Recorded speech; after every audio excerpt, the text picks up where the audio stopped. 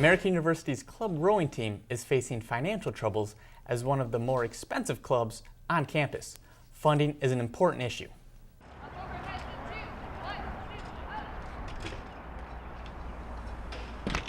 This semester has been some strife in terms of trying to make sure that we keep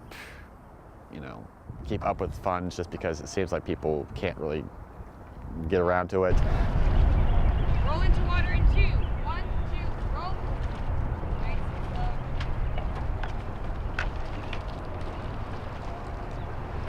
slow. We're in a bit of a financial trouble right now, but we're sending out letters to some of our friends and family, and we've been trying to do a lot of fundraising this semester.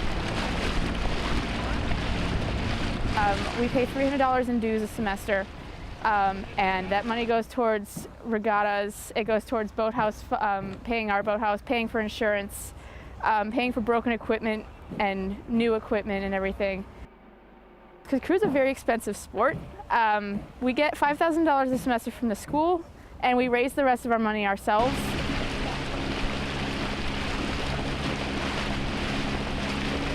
It's extremely discouraging because although crew is extremely physical, it is very important to have the right materials, to have boats not break. Last semester we weren't able to participate in some races simply because our boats broke while we were going up to the start line, which would never have happened on a well-funded team. Attention, row. 3/4. More than that, it means that we can't race enough and we need more support from the university and more funding. We want to go to more races. We're out here practicing every day at 4 a.m. So it's really frustrating as a rower and as an e-board member when we can't do all the things we want to or don't have the right equipment. Row.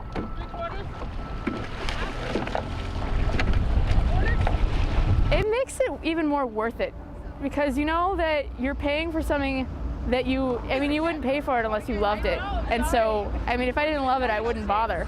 And so it's just very rewarding to be able to participate in, even if we're having some troubles. I love it to bits. The AU Club Sports Office works with a budget of $52,000, which is then split between 25 teams. Club Sports Office officials were unable to comment. Dallas Mavericks' Dick Nowitzki became the 17th player in NBA history to reach 25,000 points. Dirk is just the third active player to reach the milestone, joining Kobe Bryant and Kevin Garnett. The Mavs beat the Hornets yesterday afternoon, but the Mavs will not make the playoffs this year, ending the team's 12-year streak. Cincinnati Reds' Johnny Cueto has been put on the disabled list. Cueto left Saturday's game against the Pirates after experiencing pain in his triceps. He says it was just a precautionary move, but he was placed on the disabled list due to a strained lat muscle.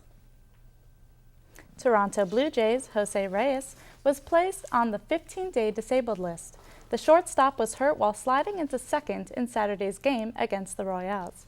Despite the injury, the Blue Jays beat the Royals by a score of 8-4. The Blue Jays say Reyes will probably be out until the All-Star break because of his pre-existing severely sprained ankle. We have breaking news. Boston police have confirmed there was an explosion near the finish line of the Boston Marathon. Fox News reported that dozens are injured. But before that, the winners were announced for the Boston Marathon. Rita Jeptu from Kenya finished first in the women's division at 2 hours 26 minutes. In the men's division, Ethiopia's Lalisa Desisa won at 2 hours 10 minutes. American runners Jason Hartman and Shalane Flanagan were the fastest American contenders, each placing in fourth in their divisions. Jackie Ho has more on this year's race, including a Virginia resident's preparations for Boston and what it might mean for an American runner to win. Runners from all over the world are coming together today for what some call the Super Bowl of running, the Boston Marathon.